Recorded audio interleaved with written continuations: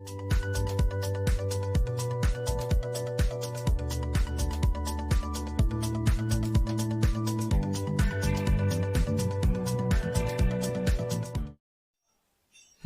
शेतकरी बांधवांनो, ॲग्रिकल्चर हवामान या यूट्यूब चॅनलवर मी नितीन गड आपलं स्वागत करतो. मित्रांनो, यावर्षीच्या मान्सूनवर निश्चितच एल निनोचा प्रभाव पडताना आपल्याला पाहायला मिळत आहे. कारण यापूर्वी येऊन गेलेला पाऊस हा निश्चितच एल निनोच्या प्रभावाखालीलच पाऊस होता. कारण एल निनोचा प्रभाव म्हणजे दुष्काळच अशा प्रकारचा त्याचा अर्थ आपल्याला घेता येणार नाही.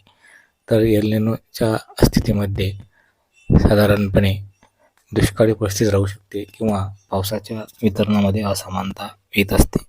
तर मित्रांनो, यापूर्वी येऊन गेलेला पाऊस हा काही भागामध्ये नुकसानकारक स्वरूपात झालेला आहे, परंतु काही भागामध्ये अजूनसुद्धा पेरण्या झालेल्या नाही आणि आता गेली जवळपास 8 दिवसापासून पावसाने उघडीप दिलेली आहे. बऱ्याचशा शेतकरी बांधवांची हे आभाळाकडे नजर लागली आहे की पाऊस केव्हा सुरू होईल. तर मित्रांनो, बंगालच्या खाडीमध्ये एक कमीदाब क्षेत्र तयार होत आहे, परंतु ते कमीदाब क्षेत्र थोडं वरच्या भागात असल्या कारणामुळे महाराष्ट्रावर त्याचा पाहिजे त्या प्रमाणात प्रभाव पडताना आपल्याला पाहायला दिसत नाही. परंतु तरीसुद्धा सर्वसाधारण ते मध्यम स्वरूपाचा पाऊस येणाऱ्या काही दिवसामध्ये निश्चितच महाराष्ट्रातील विविध विभागामध्ये होण्याची शक्यता आहे.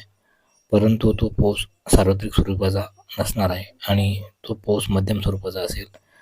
साधारणपणे 15 किंवा 16 जुलैपासून या पावसाला सुरुवात होण्याची शक्यता आहे. कारण बंगालच्या खाडीतील निर्माण झालेल्या कमीदाब क्षेत्राचा असर म्हणून अरबी समुद्रात सुद्धा त्याच अनुषंगाने मान्सूनला पोषक स्थिती तयार होताना आपल्याला पाहायला मिळत आहे. परंतु ढगाची निर्मिती पाहिजे त्या प्रमाणात अरबी समुद्रात नसल्या कारणामुळे पावसाचे प्रमाणे अत्यल्प राहण्याची शक्यता आहे. काही भागामध्ये चांगल्या स्वरूपाचा पाऊससुद्धा होण्याची शक्यता आहे.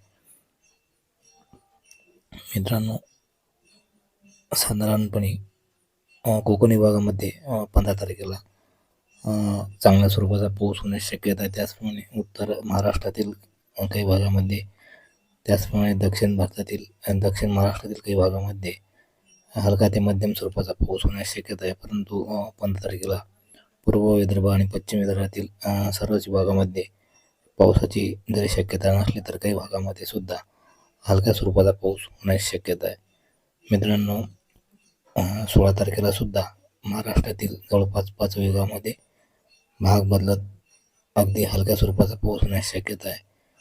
पिकाला जीवदान मिळेल अशाच प्रकारचा तो पाऊस असेल. परंतु जोरदार स्वरूपाचा पाऊस सध्या तरी महाराष्ट्रातील कोणत्याच विभागामध्ये होताना आपल्याला पाहायला दिसत नाही.